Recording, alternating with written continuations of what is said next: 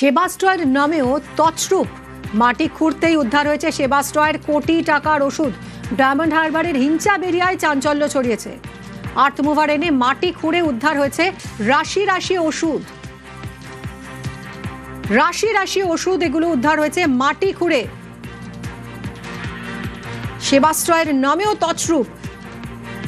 Diamond হারবারের হিঞ্চা barrier ঘটনা। Earth mover এনে মাটি খুঁড়ে বের করা হয়েছে রাশি রাশি ওষুধ। মগরাহাট পশ্চিমের বিধায়কের বিরুদ্ধে অভিযোগ। দেখুন সেই ছবি। আর্থ মুভার এনে মাটি খুঁড়ে এই ওষুধ, বিপুল পরিমাণ ওষুধ, রাশি রাশি ওষুধ। সেবাস্টয় প্রকল্পের কোটি টাকার ওষুধ উদ্ধার হয়েছে মাটি খুঁড়ে। আনিসের সঙ্গে কথা বলবো। আনিস, আর কি জানা যাচ্ছে, এইভাবে মাটির তলায় ওষুধ কেন পুঁতে রাখা হয়েছিল? একেবারেই দেখো, ডায়মন্ড হারবার বিধানসভা হিংসাবেড়িয়া গ্রাম রয়েছে, সেখানে বিজেপি কর্মী সমর্থকরা প্রথমে গোপন সূত্রে খবর পান যে মাটির তলায় প্রচুর ওষুধ চেপে রাখা হয়েছে।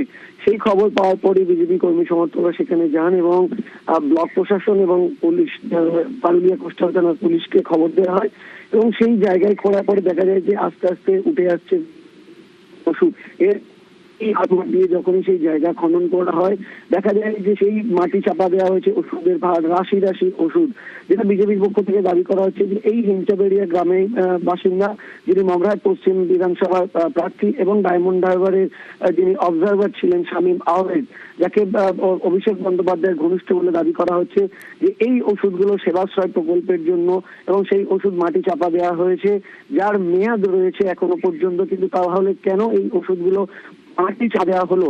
অন্যদিকে এই ঘটনায় যেমন রাজনৈতিক চাপান্ত শুরু হয়েছে, তেমনি কিন্তু ব্লক প্রশাসন এবং পুলিশের উপস্থিতিতে সেই মাটি খনন করে ওষুধগুলোকে তোলা হয়, যেটা পুলিশের পক্ষ থেকে জানানো হয়েছে। ড্রাগ কন্ট্রোল বোর্ড এবং স্বাস্থ্য দপ্তরের কর্তাদের আসার কথা রয়েছে, কারণ এই ওষুধগুলো কিভাবে এলো, এর প্রকৃতি কি রয়েছে, সেই উদ্দেশ্য কি ছিল? এই যে সেবাস্টয় প্রকল্পের জন্য আনা ওষুধ এইভাবে মাটির তলায় কেন রাখা হয়েছিল, কি উদ্দেশ্যে? একেবারে বিজেপির পক্ষ থেকে যেটা দাবি করা হচ্ছে যে এই সেবাশ্রয় প্রকল্পের ওষুধ নিয়ে দুর্নীতি হয়েছে, যার কারণে কিন্তু এই ওষুধগুলো লুকিয়ে ফেলার জন্য মাটি চাপা দেওয়া হয়েছে, এমনটাই বিজেপির পক্ষ থেকে অভিযোগ করা হচ্ছে। তবে আমরা তৃণমূলের সাথে যোগাযোগ একেবারে মেয়াদ উত্তীর্ণ হয়ে যায়, অধিকাংশ ওষুধ মেয়াদ উত্তীর্ণ হয়ে যাওয়ার ফলে কিন্তু এই মাটি চাপা দেওয়া হয়েছে, এমনটাই। কিন্তু মেয়াদ উত্তীর্ণ হলে কি সেই ওষুধ এভাবে মাটি চাপা দিয়ে রাখা হয়? নিয়মটা কি? একেবারে মেয়াদ উত্তীর্ণ এই যে কারণটা তৃণমূল কংগ্রেসের পক্ষ থেকে দেখানো হচ্ছে। তবে বিজেপি যেটা বারবার অভিযোগ করছে যে এই বিপুল পরিমাণের ওষুধ, যা সাধারণ মানুষের জন্য সেবাশ্রয় প্রকল্পে ব্যবহার করা হতো, সাধারণ মানুষকে বঞ্চিত করা হয়েছে এবং এর পেছনে কোনো বড় সড় দুর্নীতি রয়েছে, যে কারণে এই ওষুধগুলো কিন্তু মাটি চাপা দিয়ে রাখা হয়েছিল, এমনটাই তৃণমূল যেটা দাবি করছে মেয়াদ উত্তীর্ণ। কিন্তু যে ওষুধগুলো উদ্ধার হলো, এই ওষুধগুলো কি সত্যি মেয়াদ উত্তীর্ণ ছিল?